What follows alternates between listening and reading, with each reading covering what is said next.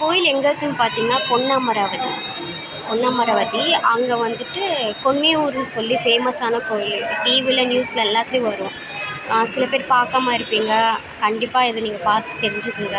அவ்வளோ ஃபேமஸான கோயிலுன்னு சொல்லலாம். எந்த ஊர்லேருந்து தெரியாத ஊர்லேருந்து நிறையா பேர் வராங்க. நம்மளுக்கு தெரியாது வேறு வேறு ஊர்லேருந்து வராங்க. வெளிநாட்டில் இருக்கிறவங்க கூட வராங்க. அவ்வளோ கூட்டமான கோயிலுன்னு சொல்லலாம். செம்ம ஃபேமஸ்ஸு, செம்ம கூட்டம். ஆனால் இன்றைக்கி என்னன்னு தெரியல, திடீர்னு மழை பெஞ்சிருச்சு. எல்லாம் ஒரு ஆச்சரியம். இந்த வருஷம் தான் மழை பெஞ்சிருக்கு. மற்ற எந்த வருஷமும் மழை பெஞ்சு பார்த்திங்கன்னா இந்த கோயிலில் என்ன ஸ்பெஷல்னால், எதுக்காண்டி நாங்கள் இங்கே வருஷம் வரோன்னாக்கா, இதில் வந்துட்டு ஒரு அதிசயம் நடந்துச்சு எங்கள் ஃபேமிலியில். எங்கள் அம்மாவுக்கு வந்துட்டு ரொம்ப உடம்பு சரியில்லாமல் இருக்கும்போது, அப்போ நான் ஒரு குழந்த, 1 மாதம் குழந்த.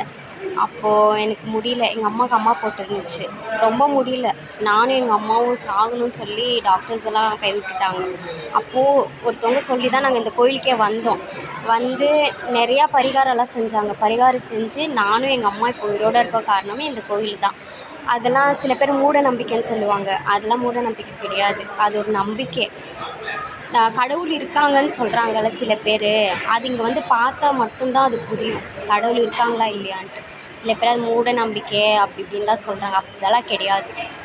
எல்லோரும் பேய் இருக்குன்னு நம்புறீங்களே, அப்போ அதே மாதிரி கடவுளும் இருக்குது தானே? அப்படிலாம் இல்லை, எல்லாமே இருக்குது தான். நம்பிக்கை தான் எல்லாமே.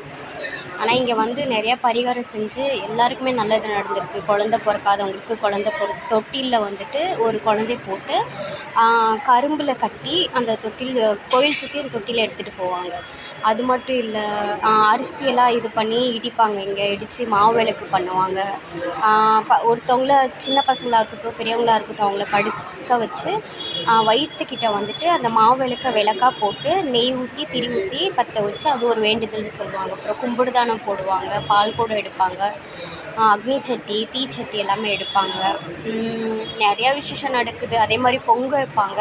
இதெல்லாம் கோயிலும் வேறு மாதிரி இருக்கும். ஆனால் இங்கே என்ன ஸ்பெஷல்னாக்கா, காலையில் 4 மணிக்கு தான், கரெக்டாக 4 மணி ஆயிடுச்சுனாக்கா பொங்க வச்சு சேவலும் பொட்டக்கோழியும் காவு கொடுப்பாங்க.